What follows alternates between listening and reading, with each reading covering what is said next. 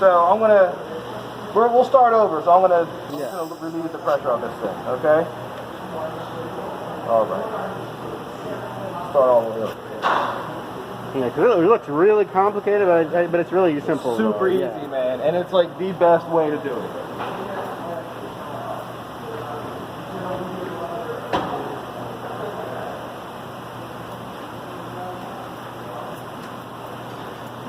Alright, so we'll start with the fresh guy, so you get to see the whole process here. Okay? I normally start with a fresh thing of coolant. If this thing has a screen, you know what I mean? To protect it from getting anything in there. Right, I'll normally shove that in like that. Alright. Now we'll get some shop air. Go up here. Make sure both those have to be closed. Okay. Made a much better sound this time. Did you guys notice? Right? Alright. So, we just did a service on this cooling system. The cooling system's empty.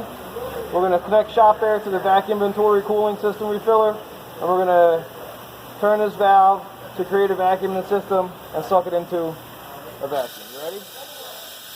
So we're going to stop right there so we can preload this hose with coolant so we don't charge a big air pocket in there. Alright? So just to get that hose filled, right? Now we're good. Now we're going to finish putting it on the vacuum. That's going to go in the green. See how much faster it went this time? That's what it should normally look like. Okay? It's going to go almost to 28, just like the other thing did.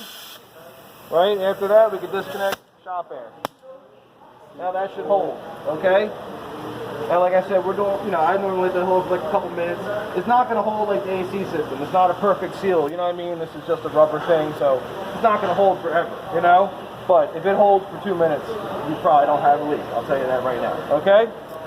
So, we're going to pretend that held for 2 minutes. Now, this is charged up.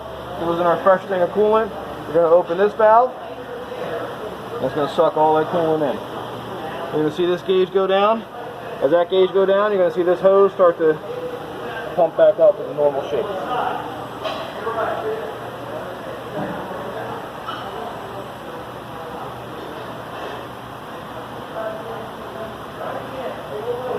Normally this gauge is going to drop.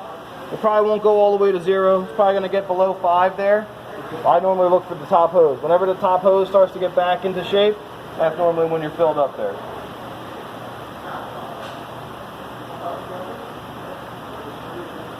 The beauty of this system, like I was saying before, is that it puts a vacuum in the heater core. It puts a vacuum in the engine and all the cooling galleys of the engine, okay? And the radiator.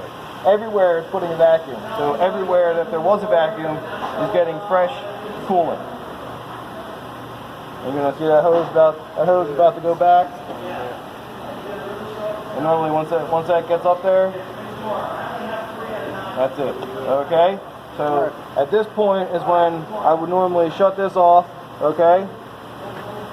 And I would just top it off right there. Okay, you see how close it is? It's almost, it's almost filled up. Alright, so you don't need much to top it off, okay? But that's what I would normally do. I would top it off.